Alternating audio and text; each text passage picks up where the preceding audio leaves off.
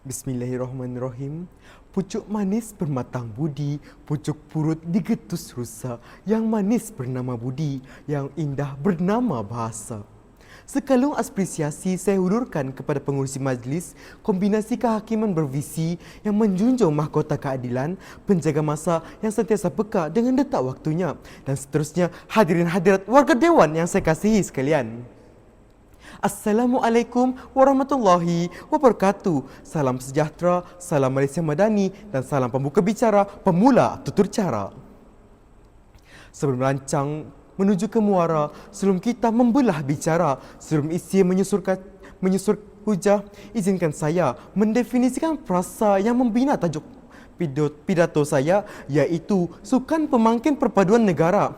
Agar hadirin terbuka minda, agar hakim tidak terpinga-pinga dan saya petah berkata-kata. Seperti kata orang dahulu kala, yang buta tidak teraba-raba, yang pekak tidak tertanya-tanya, yang kecil tidak terambin-ambin, yang pendek tidak terinjau-injau.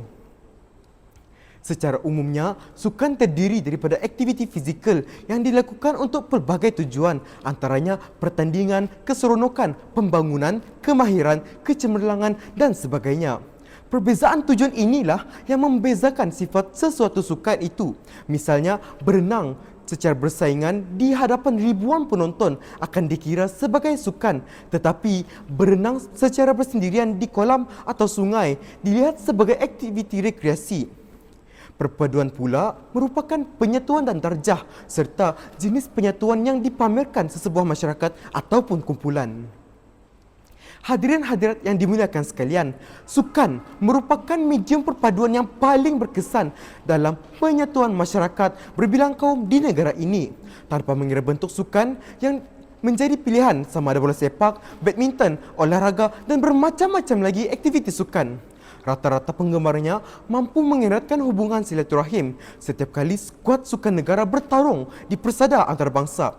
Pastinya rakyat pelbagai bangsa bersatu dalam memberikan sokongan padu kepada atlet negara yang berjuang di gelanggang sukan. Bahkan ada yang sanggup mengeluarkan belanja dan meredah perjalanan beribu kilometer atau setidak-tidaknya sekadar menjadi penyokong setia di kaca televisyen demi sokongan padu kepada atlet negara tanpa mengira bangsa mereka.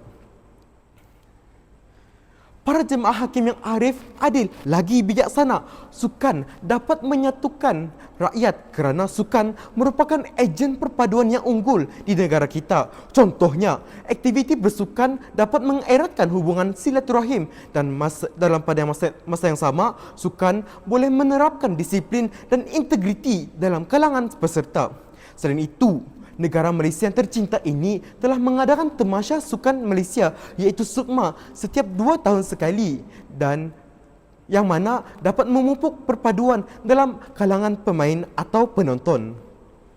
Di samping itu, bersukan juga dapat menyelami erti perpaduan, menghormati antara kaum yang mana kesannya kita dapat mempertahankan kedaulatan dan keharmonian negara kita. Negara yang tercinta ini dapat mencapai kemajuan justru mampu bersaing dengan negara lain di persada antarabangsa. Contoh yang paling jelas sekali ialah apabila pemain beregu wanita kebangsaan iaitu Perlitan dan Tina, di mana kedua-dua pasangan itu lahir dari berbagai bangsa dan kaum dan menjadi satu pasukan yang semakin menempah nama di persada antarabangsa. Tidak lupa juga pemain badminton beregu lelaki kebangsaan iaitu Gozifi dan Nur Izzuddin, di mana mereka berbeza agama tetapi bersatu demi sukan. Hadirin sekalian, sukan merupakan aktiviti yang boleh dilakukan oleh semua lapisan masyarakat tanpa mengira kaum, bangsa dan agama. Sukan boleh memupuk semangat setia kawan dan semangat perpaduan dari semua peringkat umur. Oleh itu, kita boleh menunjukkan bakat yang terpendam dan dapat mengasah bakat yang sudah sedia ada dalam sukan. Pelbagai inisiatif telah dilakukan oleh pelbagai pihak bagi memastikan sukan dapat diterapkan dalam kalangan pelajar. Antaranya ialah program Satu Murid Satu Sukan yang dilaksanakan oleh pihak sekolah. Kesannya, sukan akan merapatkan lagi hubungan antara kaum dalam kalangan pelajar. Warga Dewan yang dimuliakan sekalian, pelbagai bangsa dan agama dalam Malaysia ini dapat disatukan melalui sukan ini. Ini dapat dilihat melalui kumpulan yang ditubuhkan dalam suatu sukan tersebut, seperti bola sepak, di mana pasukannya dibentuk oleh kumpulan bola sepak itu bukan sahaja terdiri daripada satu bangsa, malah terdiri daripada pelbagai bangsa, iaitu India, Cina, Melayu dan juga bangsa lain. Dengan ini, kita dapat tahu bahawa sukan mampu mengeratkan hubungan masyarakat Malaysia yang berbilang bangsa dan kaum. Bukan setakat dalam Malaysia sahaja, malah hubungan yang terbentuk melalui sukan juga terdiri dari pelbagai hubungan. Selain itu, aktiviti sukan dapat membantu mengurangkan stres kerana mental seseorang individu itu memerlukan aktiviti yang berbeza dengan kerjaya mereka. Majoriti dari pengamal sukan melakukan aktiviti ini di waktu santai dan sebagai hiburan. Psikologi seseorang juga mendapat input yang positif dengan bersukan, di mana gelak tawa dan peluh terhasil daripada keseronokan tersebut. Keseronokan melakukan aktiviti tersebut.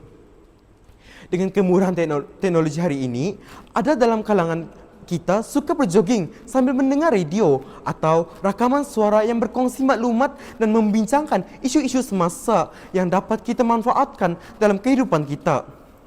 Bak kata pepatah, sambil menyelam, minum air, di mana satu pekerjaan dapat mendapatkan hasil yang lebih. Sidang hadirin sekalian, sebagai kesimpulan, jelaslah bahawa sukan merupakan medium yang penting dalam memastikan perpaduan di negara kita terus kekal dan semakin kukuh dan tidak hanya melepaskan batuk di tangga. Sebelum saya mengundur diri, saya menyusun 10 jari memohon kemaafan sekiranya ada terkasar bahasa, tersalah kata atau tersilap bicara.